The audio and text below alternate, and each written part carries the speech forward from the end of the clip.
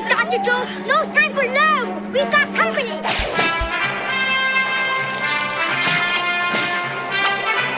Well, hello, young lady. I'm a violent old man who likes to terrorize children in museums. What was I saying? Did I tell you about that time I was trapped in a nuclear test site? That's fucking ridiculous. Lucky for me, there was a fridge. So, welcome to our first official episode of No Time for Love, Dr. Jones, where we follow the fictional adventures of Dr. Henry Walton Jones Jr. as he bounces off of real-world history and important figures. With his, he had to leave the dog Indy behind. I am your host, Jamie Chambers, and this is my sister Bambi being forced along this little ride. Yeah, Or a little minecart ride. Like short round in the minecart. That's me. Like short round, you were dragged against your will. I don't feel like short round was dragged against his will, actually. I feel like he was there willingly for some reason. Where was he going to go without Indiana Jones, feeding him? There's an argument to be made that was child slavery. I have so many questions about short round. We could have an entire fucking, philosophical conversation about short round. Short round will not why he was there and what the fuck happened to him. He will not even be born for quite a while yet. So, once again, No Time for Love, Dr. Jones is bonus content. They will normally be given to our beloved $5 or more subscribers. Bonuses. We love you, but if this episode will be given away for free to everyone, so you can actually see what this sort of thing is going to be like as we talk about Indiana Jones. So if you are one of the $5 or higher subscribers, you will get the entire series of No Time for Love, Dr. Jones, and all of the Value of series where Bambi and I read each other god-awful historical biographies written for children in the 1980s. It's good times. Well, not really for me, but... So, in our episode 0, we talked a little bit about the development of Young Indiana Jones, and it premiered on television in 1992 with a TV movie titled Young Indiana Jones and the Curse of the Jackal, first aired on March 4th, 1992. I was there. Does that make you feel old? As a 2-hour TV movie to introduce the series. So it features a plot that awkwardly ties together the murder committed at an archaeological dig in Egypt with the Mexican Revolution 7 years later, and so that the audience could meet both little kid Indiana Jones plus the teenage version played by Sean Patrick Flannery. Which is much better. Right. However, we're only going to be covering the first half today. Of course we are. And because we're following his adventures chronologically, we're going to have to hold on to some of the plot threads from here, and just like Indiana Jones had to wait a while to get any kind of resolution. So today, however, the one thing we're not going to do in chronological order, though, is the introductions by old Indy, because I have done the work for our dear listeners. If you go on YouTube, you can look for a YouTube channel called Young Indy Restored that has episodes of the show that have been kind of re-edited together with the original intros and outros, and they've tried to do as much of the narration as possible. There was even a commercial. Yeah, they tried to make it as close to the original experience of watching it in 1992 as possible, and it's free. So once again, just look for Young Indy Restored on YouTube if you want to follow along with us as we go through the adventures of Dr. Jones. Until Disney finds out and then shuts us down. Well, not us down. What we're doing is completely legal. This is called fair use. We are talking about something, talking about in educational terms. We're good. However, these are just copyrighted material, just completely repackaged and re-aired on a paid YouTube channel. So yeah, that's pretty blatant. I just don't know if they care enough about Young Indiana Jones, because they probably don't. It's not even on Disney Plus right now. Of course not. I'm sure they're very ashamed of it. I think only way you can get it right now is to either order Blu-rays or to buy it on Amazon, the on demand. Yeah, I don't feel like buying it on Amazon. No, I suggest YouTube. Watching it for free on YouTube. Way to go. So now we're going to start with our very first section called... I don't know. I'm making this up as I go.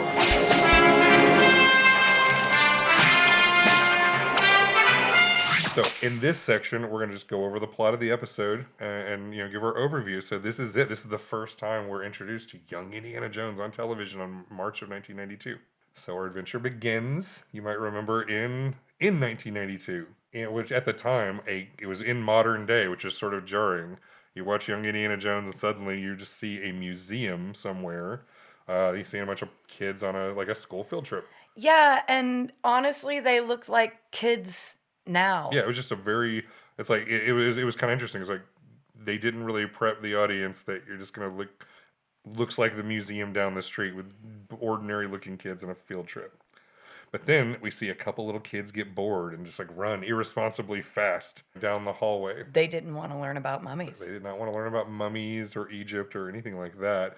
And you hear, even though it is definitely not John Williams music, they try to do the little Indiana Jones musical nod of, you call it Mickey Mousing, where the music kind of follows the action, and when it's kind of meant to be humorous, so there's almost those little cartoony sounds. So you hear do as the little kids are running down the hall. It's kind of trying to trick us into liking the kids despite them being assholes. It doesn't work. It does not work on someone because a cane comes out of frame and trips these little bastards and they fall on their face. So, and then a grizzled old man with an eye patch steps into frame. Okay, I have to be able to describe him because please describe this person.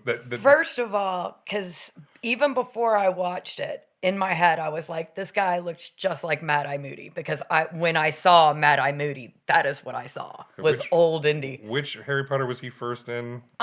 He was in Harry Potter and the Goblet of Fire was the first one, and then from pretty much then on out, until so if you imagine this guy you're seeing, he's wearing this oversized fedora, he's got an eye patch but glasses over the eye patch, like a magical eye, it catches the light, and he is gnarled as fuck, just like a tree, and he steps out and he goes, "Why aren't you kids in class?" And then they're like, "Oh, geez, Mr. Bear." So the old man, obviously, is Indiana Jones. And talk about hypocrisy. Indiana Jones is the teacher who was never in his own class. And one time we saw him sneak out of a window rather than have a conversation with even a single one of his own students. So Dr. Jones is such a fucking hypocrite at this point. And then when you find out about his life, 100% hypocrite, considering the bullshit he pulls as a kid. Well, honestly, I feel like he just escaped from the home. Oh, yeah. And they're going to send a search party looking for him. Honestly, I think that's the unspoken plot of every episode is squirrely old Indiana Jones escapes from the nursing home once again. And then to go torment and then right children after at the credits museum. roll, you see some dudes in white coats come and grab him, jacket him, and drag him back one more time. See, that's the part You that we needed. goddamn Nazis! So anyway, he's a complete shit. And interesting to note, though, he is wearing a bow tie at this point, which was his father's signature neckwear. Oh, he does. He's dressed just like his father. Yeah, except for he keeps his hat. Mm-hmm. Which is why it's funny, yeah. Later on, you see Shia LaBeouf try to take his hat, and even Harrison Ford snatches it away. And so, canonically, nobody gets his hat. He wears that hat for the rest of his fucking life, and then he's buried with it. For the record, Shia LaBeouf does not deserve the hat. Shia LaBeouf deserves lots of things that are not the hat. He needs help, Jamie. Electroshock therapy, ice water baths. Hey now. Full frontal intracranial lobotomy. Let's not talk about the crazy house right now, okay? I made an entire t-shirt that I sold. I made a couple grand off of Shia LaBeouf's Crazy. So, no, not too many complaints. So, anyway, little kids get tripped by this old bastard who's yelling at them, and they just completely shit on the museum. Like, this place is full of old junk. This place stinks. I cannot stress this to you enough. The old man raises his cane and goes, "I'm gonna clobber you." I mean, he threatens to beat these old kids. He's already assaulted them once.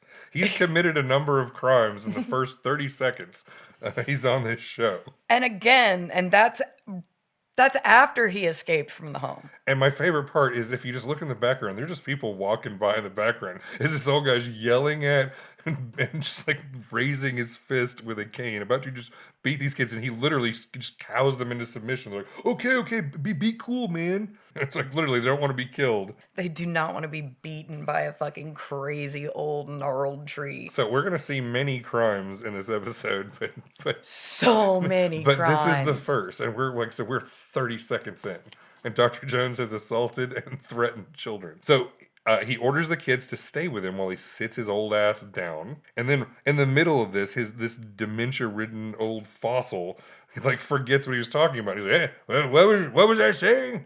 And then if the kids had any sense at all, like in that moment, they would have just fucking bolted. He couldn't have gotten up from that bench very fast. and he would have forgotten what was going on anyway. But instead, they were stupid enough to remind him, and then suddenly he's like, "Oh yes, I was born across the river." And he gives his birthday, which was, canonically July 1st, 1899, says it was in New Jersey. And then, like, by the clues, I was able to piece together that we are in the Penn Museum in Philadelphia, which happens to house one of the largest Egyptian collections in the United States. That's very cool. So that's how much of a nerd I am, is I literally looked on a fucking map and figured it out. Good for you, Jamie.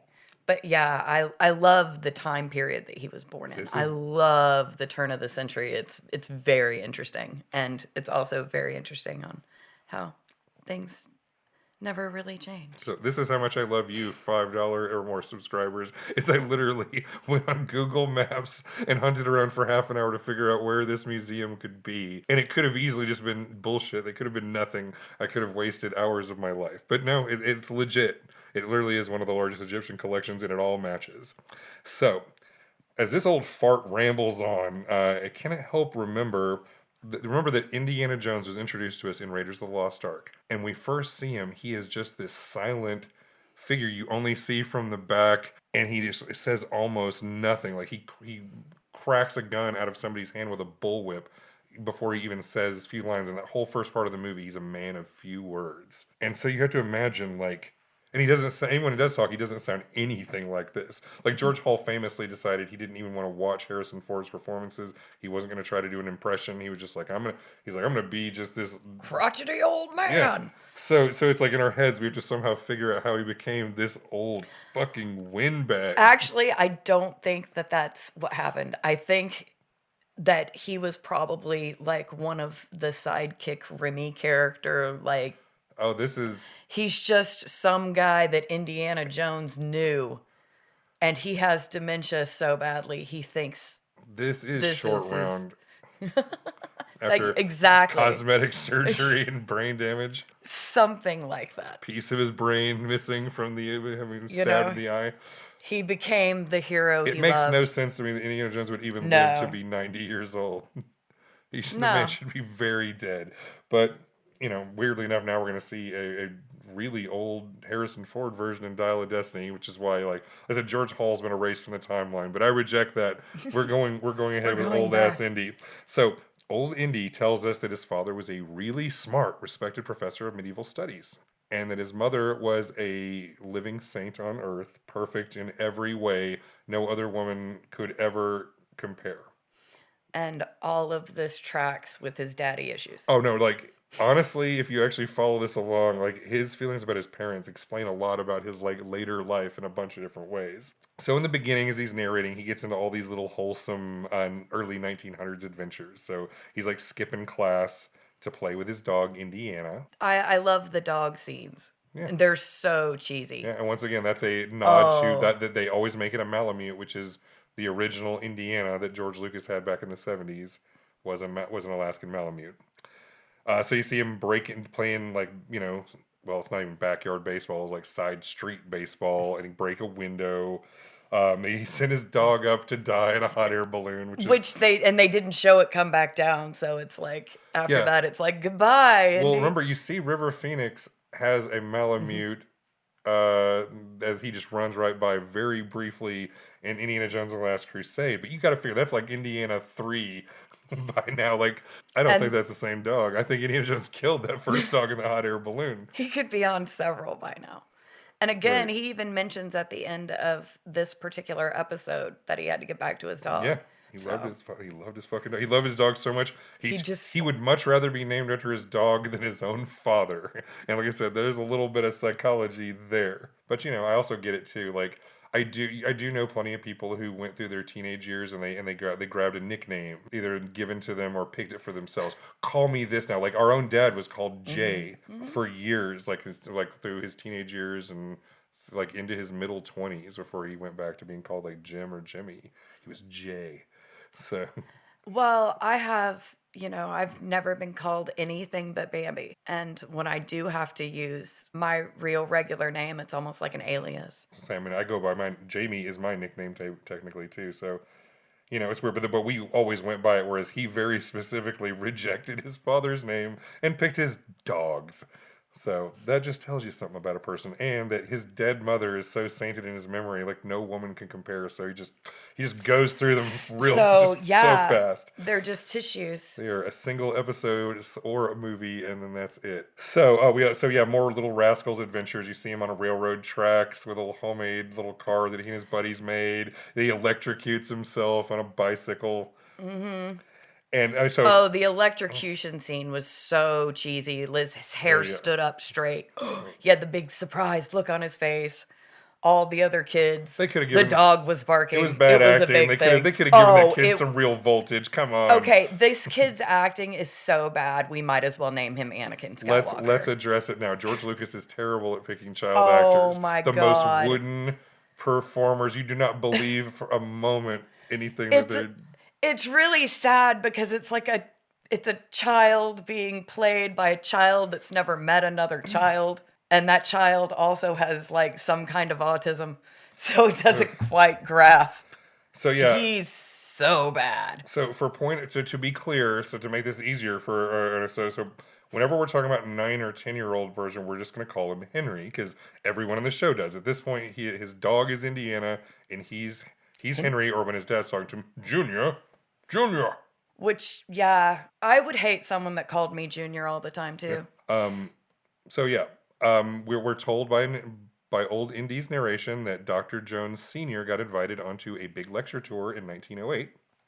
So they ditched the dog for a 2-year trip around the world. So then at Oxford, they pick up Miss Seymour, who was a former tutor of Henry Sr. Which, by the way, she kind of looks like the old school marm. Just like Professor McGonagall. Very, very classic English governess. Oh, yes. Like so much so. Like dressed all buttoned up, and Professor McGonagall is a extension of that stereotype to the very prissy, older British educator woman who's here to make sure children behave and learn something. Oh, yes.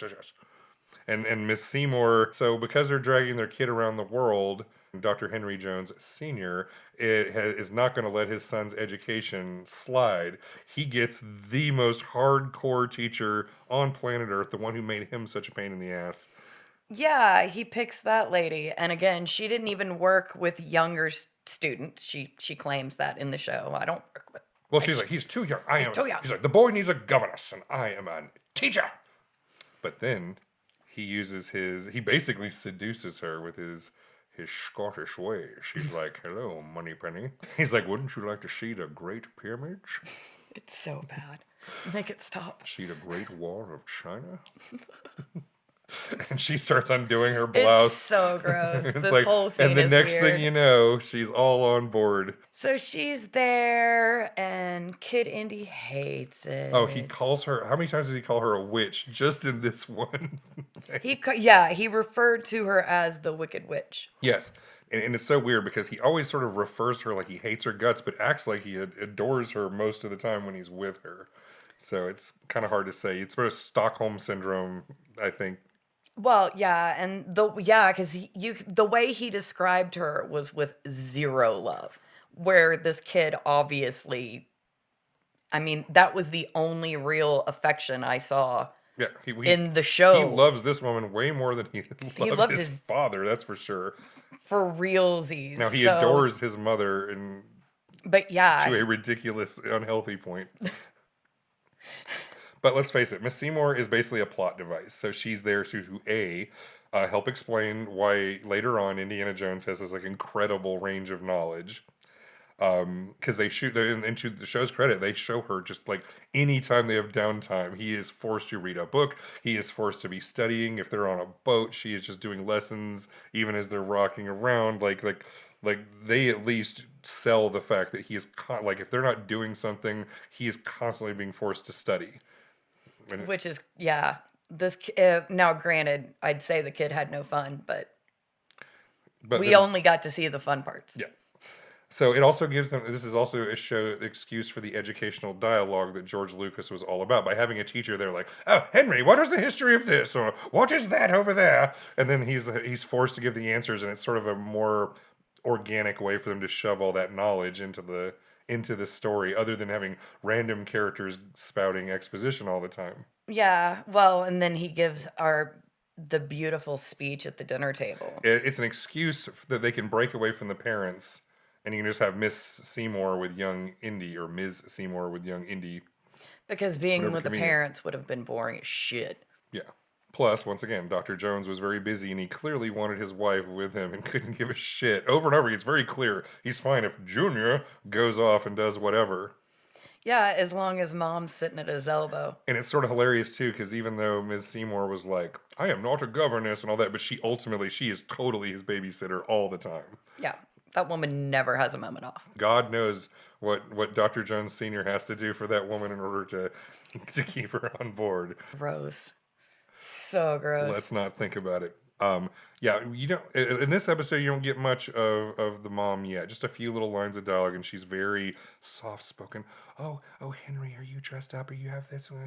Don't upset your father. You know how he gets when he drinks.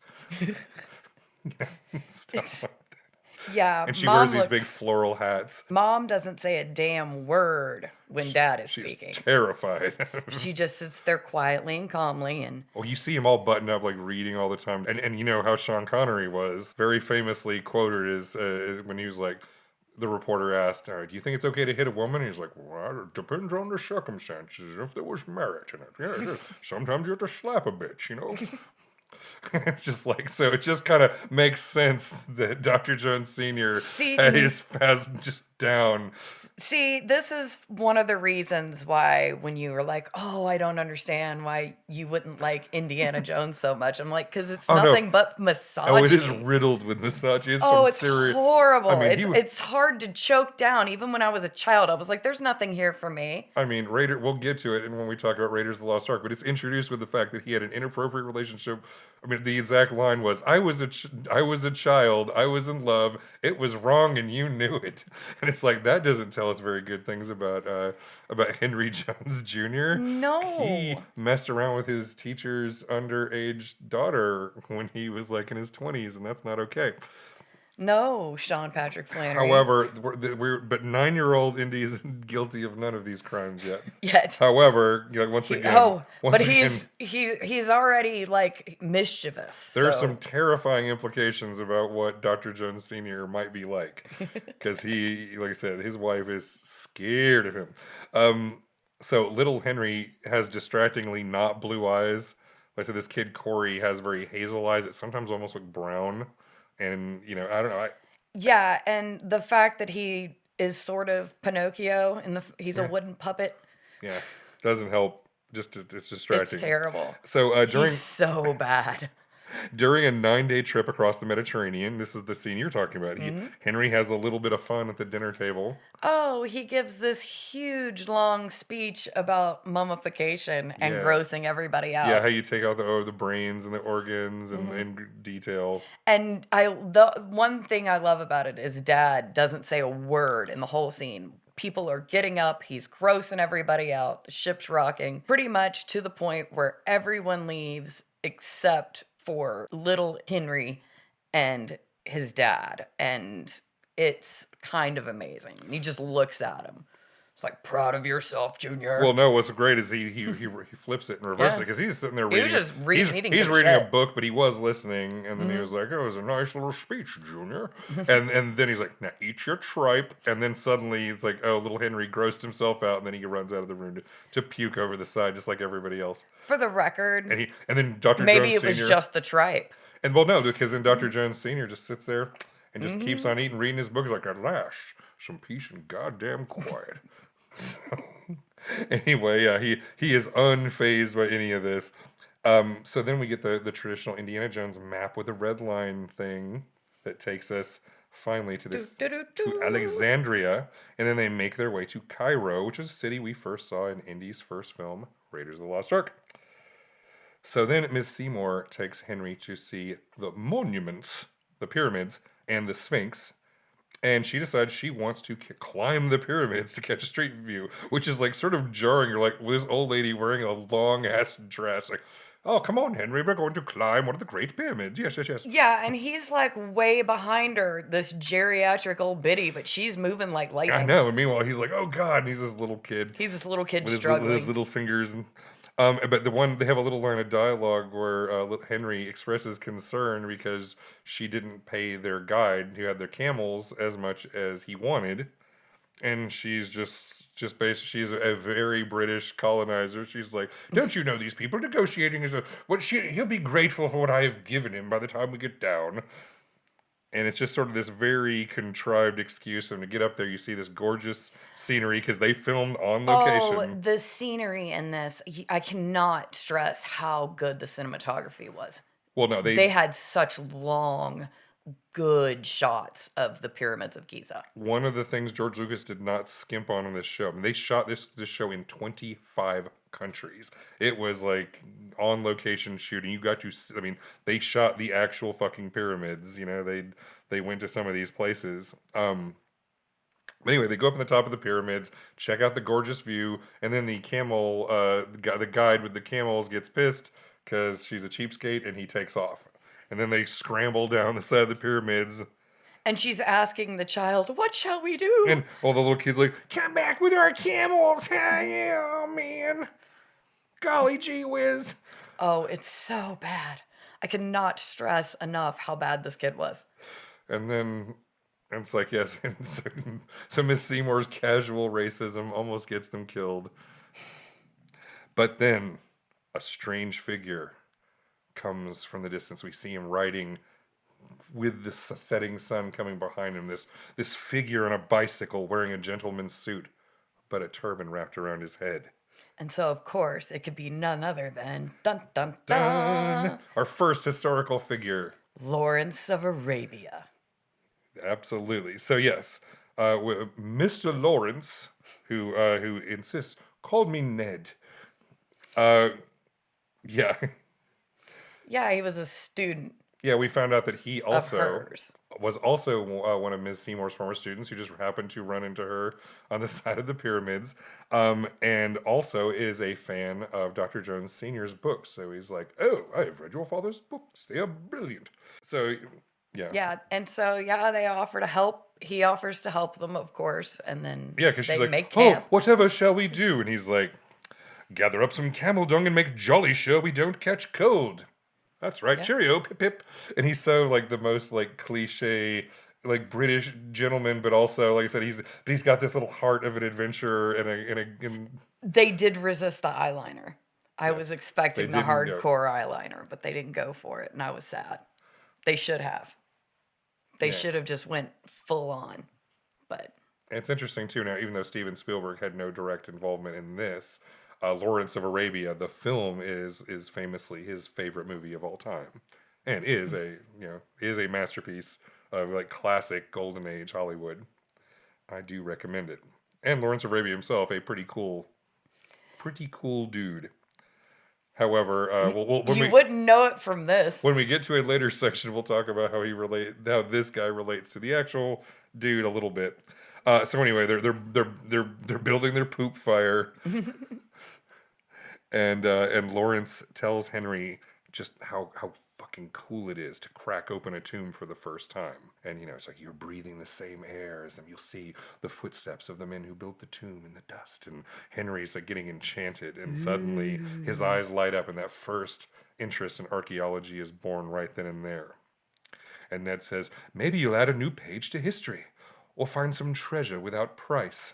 Oh, that's what he wants. He wants yeah. the treasure. Yeah. Ding, ding, ding. That's the first. But then he warns little Henry that archaeologists never get rich. And he swears that they totally aren't thieves robbing graves, but, we're opening up the past. We are not invading other countries and taking their treasures. No. We British would never do such a thing. Because it belongs in a museum. It belongs just in a museum or maybe a rich person's house, I was about to say, they're totally tomb robbers. What are you talking about? So then Ned gets into the various religious beliefs about the afterlife. So he talks about the Muslim paradise as a delightful place, especially if you're a man. Well, that's because,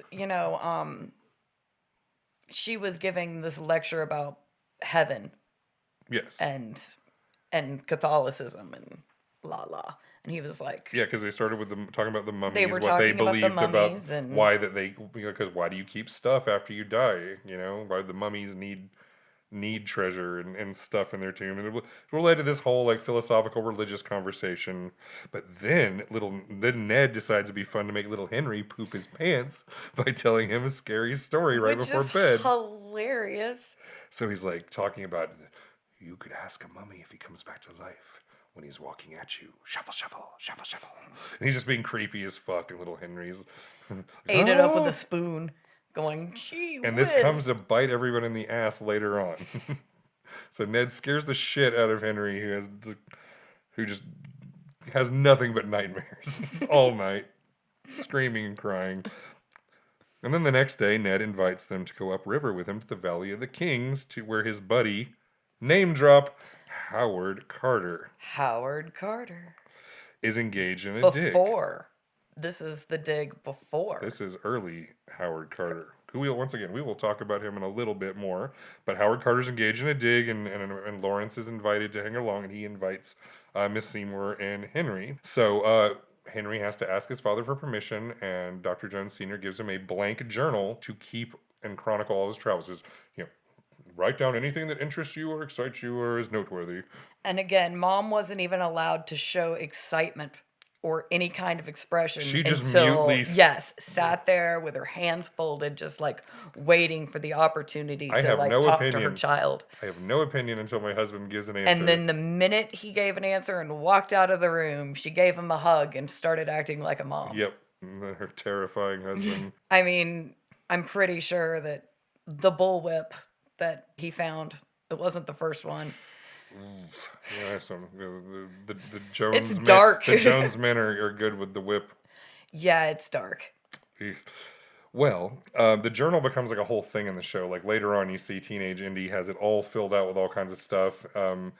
Sort of kind of like mimicking what they did with Last Crusade with Dr. Jones Sr.'s Grail Diary. Although I have to say this one thing about Mom. She is kind of a hot blonde, and it's kind of a little... Well, she gets a whole, like, later on, she gets a storyline where she gets a sexy storyline. But, we'll have to, that's coming up in an episode or two. But it's almost like you see where the Willie type came in, because visually... Yeah, he got mom issues, he's got dad issues, he's got all kinds of issues. He is so issue. So anyway, he's given the journal, and like I said, this like in the later on the opening credits, like the journal is featured in the opening credits. Like this is where Henry writes down all of the notes and learns all his stuff as he goes along. So on the trip on the Nile, Ned tells little Henry. He's like to learn the language everywhere he goes, which is another thing. Like later on, Indiana Jones knows every fucking language everywhere they go, anywhere. He knew Mandarin Chinese at the beginning of Temple of Doom, and then later on could speak to the people in India. Like he just knows a ridiculous number of languages, and this is supposed to be like Ned just tells him that, and once again that is consistent with Lawrence, who did learn the languages of different places that he went. And spoke Arabic very well, which he demonstrates when he talks to this dude on the boat. So there's an Easter egg. When they reach the Valley of the Kings, you can hear some workers singing the same song the Egyptian diggers were using in Raiders of the Lost Ark. Just for a moment, they walk by, and you hear in the background. It's like, oh, that's cool. And you see little Henry. He's wearing his little khaki uniform with his little clam digger pants and his little pith helmet on. And he looks so cute with his little bowl cut. Yeah, his little floppy little bowl adorable cut mop of hair.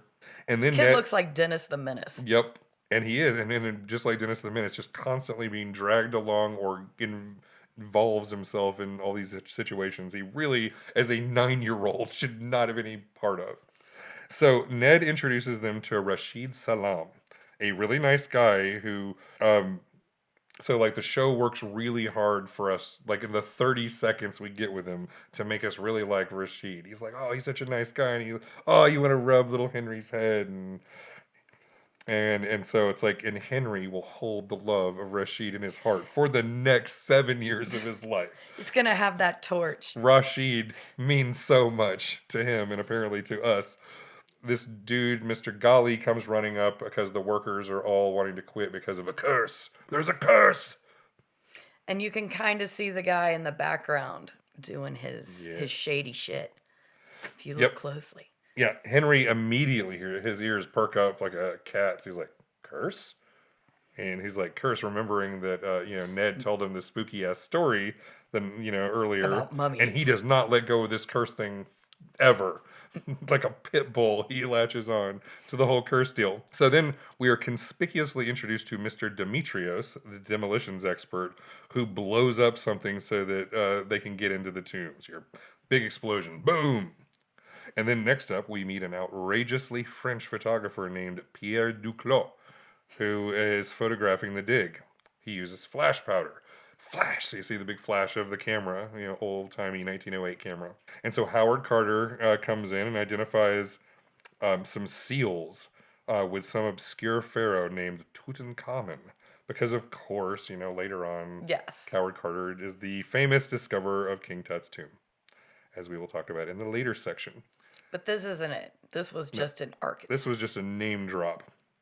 And then you see Henry just grabs a priceless artifact covering in tomb dust off the table. There's a wooden flute, and he just shoves his slobbery little 9-year-old mouth all over it, and everybody's like, "Oh, you little scamp!" No one says No really one anything beats the except for child. the governess gave him a look like I'm gonna beat you later. Can you fucking imagine if Dr. Jones Sr. had been in the room? What would have happened to little Henry that night when they got back to the room? Bullet. Jesus Christ. Henry, it's time to teach you what happens when you touch valuable artifacts. Remember, I just remember in Last Crusade when he breaks a vase over his son's head and then feels bad about it because he thinks he broke a valuable Ming Dynasty. And then he was It's like like, he yeah. That's all part of the whole thing. Oh, Junior, you have made a terrible mistake. This is for your own good. So dark. Anyway, we meet the dude who blows things up, and the guy who takes the pictures. And then Carter. 30 seconds later, they walk into a perfectly excavated tomb. Magic. Even though they had just, through magic, because they had just blown up this place on the cliffside, which, by the way, and then they had to but when they filmed it, it was flattened down. Yeah, It was so funny. Yeah, suddenly we're in a soundstage. Yeah. Weird how that happens. So before they go in there, Carter explains that the tomb they're investigating, like you said, is a guy named Ka, who was like an architect or an engineer. And then the camera kind of weirdly hangs on Demetrios, the demolitions dude, while Carter is explaining things. Because this show is not hiding its clues. No. This is, and to be fair, this is The foreshadowing it's supposed is to not be subtle. sort of pulp action. Like in the tradition of Indiana Jones, subtle's not supposed to be really part of the deal. But if you're gonna do a murder mystery, you could at least try a little fucking harder. Like as they're talking about the treasure. In fairness, dude, though, we're talking about a murder mystery that needed to be solved by a 10-year-old. well, 9-year-old. He hasn't even hit 10 yet. Not even double digits. Tisk, Yep. tisk, tisk. And of course, very young Lawrence of Arabia, who is our. And again, it was like the kid goes down into the tomb. It was like, here, child, go first. There might be poisonous gas. Oh yeah, that's the fun part because of course, once again the Dennis the Menace thing. Howard just immediately is like, "Oh Henry, would you like to come down into this highly dangerous tomb with us?" Of course, that's a good chap. We could all die. Ho, ho, ho. And then of course Henry's like, "God, jeepers creepers, golly gee willikers, mister." It's That'd be so swell. bad. And then Pierre, the photographer, takes their picture at that exact moment with his creepy smile. And then Mr. Golly, the dude who is leading the workers, once again warns the stupid white people about the mummy's curse. And they give him all the respect you'd expect, early 20th century British people to give. And he goes, and so I think it was Lawrence who tells him, it's just superstition. And then Demetrios suddenly says, superstition, it's the curse. Once again, the camera hangs on him. It's like, do you get it? He's going to do something. And then the kid's just sitting there with this stupid fucking look on his face. He just maintains that dumbass look throughout the entire show. It's almost amazing. Such a great actor. So the soundtrack gets all spooky as they enter the soundstage.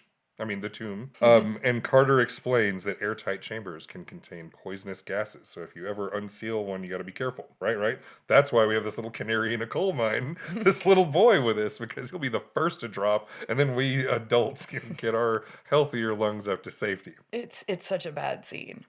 Now, they say, they talk about that some tombs are booby-trapped, but say that since Ka was just a lowly architect, he probably wasn't worth the trouble of any hardcore booby trappage. And then they get to the big door. Carter reads the hieroglyphics on the sealed door. He that enters my tomb, I shall burn with my fire. And Indy is stupidly like, oh. We are fucked, y'all. So they start cutting open this door, and he looks more concerned by the moment. Yep. And then the door magically and easily just glides open without hardly a squeak. Right, but remember who broke the seals? It was Rashid at the orders of Mr. Carter. So they go into the main burial chamber and don't see stuff they were expecting, and they kind of speculate that maybe even though it was sealed, maybe somebody was in here before us. But they do find the sarcophagus, pop that open. So Carter and Lawrence open up the sarcophagus. And for some reason, there's spider webs inside the coffin just to make it creepier. Yeah, and it reveals Ka's grinning face, this nasty mummy with his teeth all out. And so then they have this child go over the coffin and drool on it. Yeah, for little a while. Henry goes, "Holy smokes!" Well, they're holding big, giant torches, and I swear, there's one point where it looked like Henry. I thought he was just gonna drop it. Poof! Mummy go bye-bye. Holy smokes! Golly gee willikers! And that's when he became. That mummy really goes up fast. That's the way it should have happened. So they theorize that there must be like another chamber in here. So they split up to search for secret doors, D&D style. And it is Ned who makes the high roll. And so they find out a place where there's impressions. They had to carve it out of the plaster wall and then actually pull open the door. But that's when we get a tomb fart. So the air turns Carter's torch green. He's like, "It's poisonous gas! Run for your lives!" And they all bolt out of there. And the old lady was first. Yeah. She's fucking quick as a whip, dude. Yeah, she is spry. And little Henry, she's like, "If you can't keep up, Henry, that is on you. I can make another one of you with your father." That's so gross. No. It would have to be through magic. So they run away coughing to get fresh air, and then Carter just says, it'll be safe, it'll clear out by the morning, and then we can go back in and check it out. And so Rashid is set to guard the entrance, and Carter gets a pistol for him from the armory, so he'll be an armed guard that night. And little Henry offers to stand guard with him. And Rashid says, "That's very brave of you, Mr. Jones, but I'll be all right." Which, again, not very good foreshadowing. Literally the last words he ever speaks. Which I still do not understand young Indy's love for this dude. Rashid. Like, it burned. Like, there must be like half an hour of footage of Indy and Rashid just having the best time, going out on boat rides, getting drunk It's behind very a tent, funny. looking at nudie magazines. And then, so we'll never know. We'll never know. We'll never the know love the story. bonding experience that little Indy had with Rashid that made him love him so much. So Indy wanted to be with him. Indy wanted to die with Rashid that night, but instead he went back to his tent and covered his head. So because he was scared. Because he was scared because he's been told about curses and mummies coming back to life, and he saw the fucking mummy, and it was creepy as hell. So we get like an overnight montage, and little Henry, like you said, wetting himself because there's jackals howling in the distance. And you see Rashid bravely guarding the entrance. And that is the last time we see Rashid alive. Because the next day... Cut to little Henry shrieking, "Rashid! Rashid, where are you?" He's missing. So they go down to the tomb, and they find Ka, the mummy's out of the coffin. It's just missing completely. And Henry immediately knows exactly what happened. It climbed out of its coffin and got Rashid. Ah, it's a ghoul! Miss Seymour's like, "You're a fucking idiot, Henry. Shh. Quiet down now, or I must beat you with my ruler." So Ned finds Rashid in the treasure chamber, the one they had unsealed the day before, very dead. His face completely burnt off. Yeah, his face is burnt off, even though they do find blunt force trauma on the side of his head. Carter volunteers to take Rashid's body back to Cairo for a proper inquiry, get the authorities involved. We do this properly. I am British. Yes, because, they have to... There are rules about grave robbing. Yeah. You've got to follow them. He's followed all the proper paperwork. So he's not a bad guy at all. But then Ned does some Sherlock Holmes shit and finds silver powder, like on the lower half of the corpse. And nothing seems disturbed in the chamber, so Ned is confused about why it doesn't seem to be a motive.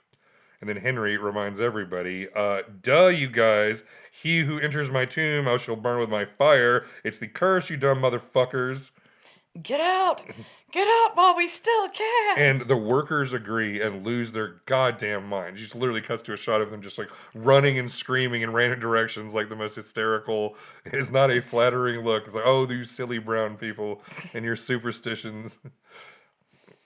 Ugh. You and the child. Meanwhile, then the kid is not helping things. Screaming. It's like, yep, that's what happened. He burned his fucking face off. And then Mr. Golly is watching smugly from atop the hill. He's like very clearly not in on this, freak out. So at lunch, Henry is getting more and more worked up. And the idea that the mummy rose up and killed Rashid. So Ned had to explain that he just made up all that bullshit about mummies rising from the dead, and that he's a pathological liar who should be ashamed of himself. But his favorite drug is terrifying little boys. It's very funny. Yeah, and he's like, "What? You're a fucking liar, you piece of shit." Yeah, he did not seem very happy about But then, him exaggerating the truth. But then Lawrence is like, "Yes, but it makes life more interesting. See, old boy, it'll be great." And so it doesn't matter. Henry never loses his love for Ned and how great he is. And so really, this is just the adventures in this dementious dude head. Yep. So to prove absolutely how there is no danger of runaway mummies, Ned drags Henry and Miss Seymour back down into the tomb to look for more clues. Like, yes, what this situation needs is a 9-year-old boy. Multiple times. The 9-year-old boy, the worst lookout ever. Yeah. Well, right now they're just going around looking for clues, and Henry looks in the coffin to make sure Ka's still missing, and he is. And then looking around, they also find a big bust of Ka as he appeared in life. And there's an inscription. And Ned apparently can read hieroglyphics just as proficiently as Howard Carter, because he immediately just goes, oh yes. And he's like, blah, blah, blah, blah, blah, a sacred jackal with eyes of fire. Except they realize that Henry points out that there is no headpiece on this little statue. And then that's when Ned's like, it's been broken off. And he's like, jolly good, we have a motive now. And they realize, okay, so our boy Rashid was killed so that somebody could snatch this piece of treasure off of the statue's head, the jackal with eyes of fire. While everyone else was waiting for the poison air to clear. Yep. It's very sad. Yep. Kills him for the treasure. And so Ned... later on, they're back in the mess tent, and Ned draws Young Indy takes this very personally. Oh, yeah, he is not stolen for gain. It belongs in a museum. And Ned draws a picture of what this jackal headpiece is supposed to look like. So, and then Indy keeps it. It's in his journal later on, like years later. So they go over their list of suspects. And apparently, young Indy gets obsessed with this for the rest of his life, or at least for the next 7 years. So their first suspect is Mr. Golly, the leader of the workers, because he wears a fez. And so they're like, okay, maybe him. Next, they pull out the silver powder that Ned had taken off the corpse and put it in an envelope, and he pulls it out, lights it with a match, and it goes, poof! Looks just like the photographer's flash powder. So next on the list is Pierre. So the next morning, Ned scares the bejesus out of Henry in bed. So it has this menacing shot of someone sneaking up on little sleeping Henry, and then Ned just put his hand over his mouth, just fucking causes him. I told you, poor kid, he finally got to sleep. Once again, his favorite drug is making little kids shit themselves. So Henry has to change his pants again before the next move. So he wants him to be quiet because he asks Henry to be a lookout because Ned wants to go search Pierre's tent for clues. So Henry's supposed to keep an eye on the photographer. Ned draws his service pistol, and it looks for a second like he's about to hand it to Henry. He's like, Henry, old lad, if you have to drill that French motherfucker, this is what you use. It's very funny. Squeeze the trigger. Do not pull it. Shoot for center mass. But no, he actually just takes the gun himself, and Ned runs into the tent. But he wants to make sure, and he goes, what did he say? Holy smokes. He always says he's super cheesy, wholesome little apple pie phrases like that at this point. He's Batman's sidekick. He's just Very Robin. different. Later on, Dr. Jones is more phrase is like, oh shit. He can't be Batman yet. Right now, he's Right. just Robin. He's a 9-year-old boy. We'll go easy on him. So anyway, so Henry watches Pierre smoking a cigarette, and then he kind of makes his way into the tomb in a very suspicious manner. So the little boy very intelligently follows the suspected murderer by himself down into the dark dungeon. Where his friend was just murdered. Yeah. Possibly by this dude. Yeah. Good call, Henry. Up top, Ned doesn't find shit in the tent, and then starts wondering what the hell happened to that kid. And so then he goes, grabs Mrs. Seymour. Mrs. Seymour sees that the gun's out. She's like, good heavens, oh, what is going on? He's like, to the tomb! So maybe I shouldn't have involved a small child in my murder investigation. So creeping around in the dark, Henry nervously leans up against a wall, and he accidentally pops open another little secret chamber, almost like a little closet. Which is where he finds the mummy. Or rather, it falls on top of him. So Ka the mummy falls on top of Henry and he goes, traumatizes him for life. No.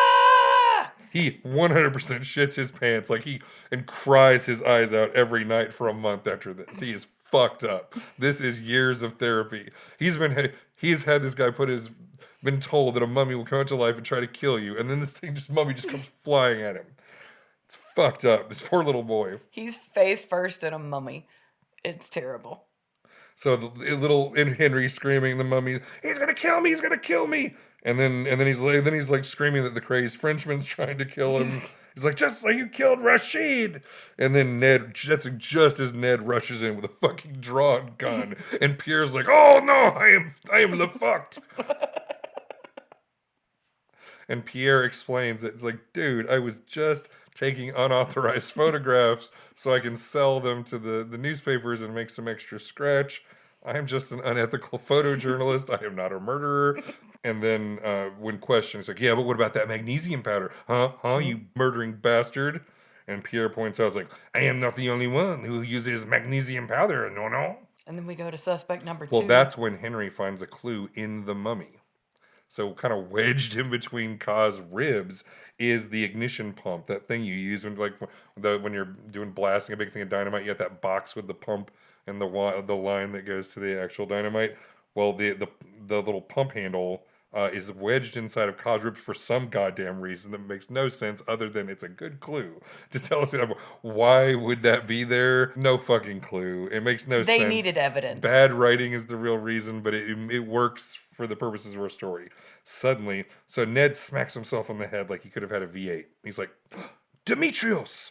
And so we have identified our murderer. So they go dashing off to prove the case once and for all. So they go into Demetrios' his tent and match it to his dynamite box. Because it's a good piece of evidence. Yep. So mystery solved. So they instantly solve it. And then Henry goes like, look, magnesium powder. I mean, it's like a Scooby-Doo kind of ending where all the clues are lining up. So then you just had to pull off his mask and find it was just actually Old Man Willikers, the owner of the abandoned amusement park. And then, in this case, he gets away. But in this case, yeah, he gets away. And it torments young Indiana for 7 long years. Yes, realizing that the dastardly villain has escaped, Ned dons his trusty bicycle. And weirdly enough, and in a split second, he jumps on the bicycle and suddenly he's wearing his turban again. Because he has to look cool for his heroic shot as he rides off into the distance. And Henry's like, don't go, Ned! And then, but he promises to right Henry. Ned's like, and he declares, and you really are a splendid chap. But that's how young Indiana Jones became friends with Lawrence of Arabia. For absolutely zero and reason. Carried the burning love of Rashid. The torch of love for Rashid. Until he can finally revenge his death. So we cut back to 1992. And I say revenged because that's ultimately what happens. Yeah. We'll get there, but spoiler. Not for a while. We got 7 years to go before we get to avenging Rashid's death. We will miss him dearly. Rashid. We'll think about you every day. The missing Rashid years are really going to take a lot out of us. So we return back to 1992 and old-ass Indiana Jones, who says, he rode like the wind, like the hand of God was upon him. Don't forget me, he cried, as if I ever would. The man was a hero, even then. Okay. Yeah. Then he has another senior moment and completely forgets what he's talking about. He's like, oh, this is a cheese. What am I doing here? It's like, why are these children hanging around me? Just genuinely, he's like, has no fucking clue what's going on. And the kids bug the old man. It's like, did he catch the killer? And then old Indy suddenly remembers what he's fucking talking about again. And he explains that the bad guy got away by the ship and that Ned had missed him by like 5 minutes. And they're like, well, then what happened? And he's like, oh, Miss Seymour and I went back to Cairo with my parents and we were back on our trip. Fuck off. The little kids have like story blue balls because they're like, wait, it's like there was a murder and stolen treasure and you like forced us to listen to you for goddamn hours. Our school bus is left. We've been abandoned in the city. And they're like, is that all? And then he goes, of course not. And then they start chasing him down to bug him again. Now, it'd be hilarious if he literally said, of course not, and just walked away. And those kids never knew what happened or anything else for the rest of the time. However, in reality, the second half of the introductory movie will pick back up 7 years later with Sean Patrick Flannery when he solves the murder and recovers the treasure. But that's not for us today because we are going chronological. And that sucks. So we don't get dreamy teenage Indy for a while, Bambi. We got little boy Indy. He's so annoying and Sean Patrick Flannery's so hot. It's not fair. No, we are stuck with young Indy for a while with just a little bit of George Hall to get us through it. This gnarled old fucking tree. So just fucking He's so bad. senile old bastard. It's all so bad. So now we get to our second section of the show. That belongs in a museum.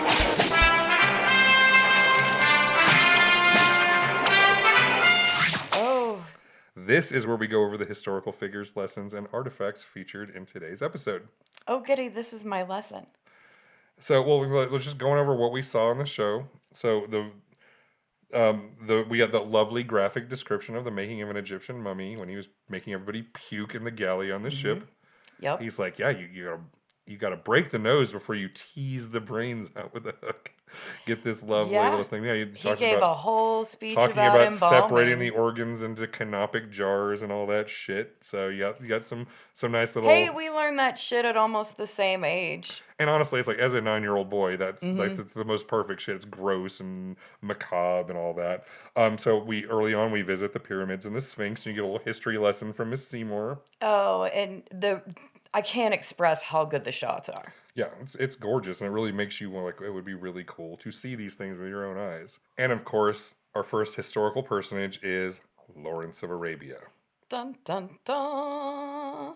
So that's the thing. His name was, I think, Theodore. He went by Ned, which I guess was like Ted, Theodore, Ted, Ned. I don't know why he went by that, but whatever. Mr. Lawrence. And they they want to make that establishing and leaving shots of him, that iconic him on a bicycle with the turban wrapped around his head, his piercing blue eyes over his like tanned English skin. And no eyeliner. But seeing him on the bicycle both times is kind of ironic because I don't know if you know this, but the real Lawrence of Arabia died because of injuries suffered in a motorcycle accident. He wasn't even very old. Poor guy didn't even. I think he died 2 years younger than I am right now. Like he did not. I don't know a whole lot about Lawrence of Arabia, and I never saw the film. Really good movie. I mean, not necessarily all historically accurate, but very, very cool guy. So yeah, not historically accurate. You don't say. However, the main idea. So Lawrence of Arabia was most famous for being involved in the Arab revolt against the Ottoman Empire. So the Turks went thing. Now, however, it's nobody's business but the Turks. This definitely, no, Indiana Jones is fudging with history here because I don't think he even learned Arabic until 1910, and he didn't visit Egypt until 1912. So, like, him even being here was totally fudged and bullshit. The real Lawrence never was going to be around at this point. He was, however, super interested in archaeology, and, like, he had checked out all these castles in Europe and then went down and did some tomb raiding in Egypt, just not until several years later. So he would never have caught up with young Henry. They fudged a timeline. Yeah, it's not going to be their greatest just to crime. make it work. No, not even a little bit. We also, of course, meet Howard Carter, famous for his work in the Valley of the Kings and the fact that he discovered King Tut's tomb. Mm-hmm. Famous, horrific tomb robber. Now, as far as I can tell from a quick check, this famous tomb robber wasn't working anywhere near the Valley of the Kings in 1908. However, we did get that like name drop of King Tut, like, I am on the trail of Tutankhamun. which is It'd be jolly funny. good if I found that king's tomb. And wasn't he discovered it almost by accident? Yeah. He was, yeah. Yep.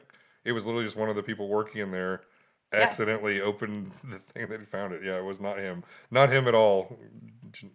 Other than just him getting local workers I to do have to shit be the for him. first one in the tomb because I need the pictures. Yeah. That's why he had a photographer with him. Mm-hmm. So Ka, the mummy featured in this episode, it turns out there really was a royal architect named Ka in the 18th dynasty of Egypt. This is about 1400 BC. However, it turns out that Ka's tomb was actually discovered in 1906 by Egyptologist Ernesto Schiaparelli, which is why Ka's mummy and most of the artifacts are in a museum in Turin, Italy. So Howard Carter had nothing to do with the discovery of Ka. And actually, if you want to see, there's something over 500 artifacts from Ka's tomb are in Italy.